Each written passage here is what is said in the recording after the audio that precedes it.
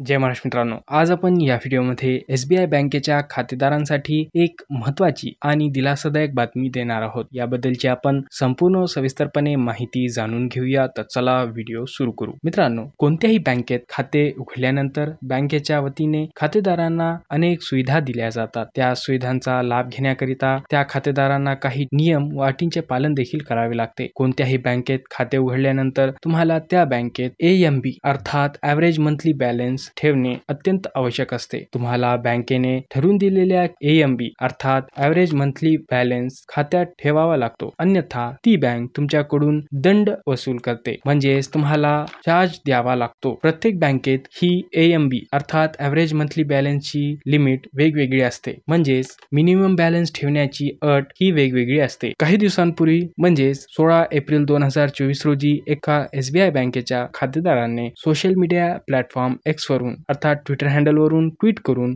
बचत खात्यात AMB म्हणजे ॲव्हरेज मंथली बॅलन्स किती ठेवावे लागेल अर्थात बँक अकाउंट मध्ये मिनिमम बॅलन्स किती ठेवावा लागेल असा प्रश्न SBI बँकेला विचारला होता. मंगळवार दिनांक 16 एप्रिल रोजी या ग्राहकाच्या प्रश्नाला उत्तर देताना स्टेट बँक ऑफ इंडियाने अर्थात SBI बँकेने स्पष्टपणे सांगितले की आता बचत खात्यामध्ये कोणत्याही खातेदाराला मिनिमम बॅलन्स ठेवण्याची गरज नाही. आता तुमच्या खात्यात पैसे नसले तरी देखील तुम्हाला कोणत्याही प्रकारचा दंड म्हणजेच चार्ज भरावा लागणार नाही. SBI बँकेने ही अट 11 मार्च 2020 पासून काढून घेतलेली आहे. म्हणजेच 11/3/2020 पासून ग्राहकांना खात्यात मिनिमम बॅलन्स ठेवण्याची गरज नाही. यापूर्वी मात्र ग्राहकांना त्यांच्या राहण्याच्या ठिकाणानुसार SBI बँक खात्यात मिनिमम बॅलन्स ठेवावे लागत होते. मेट्रो शहरांमध्ये 3000 रुपये मिनिमम बॅलन्स म्हणून खात्यात ठेवावे लागत होते, तर निमशहरी म्हणजे सेमी अर्बन शहरांमध्ये ग्राहकांना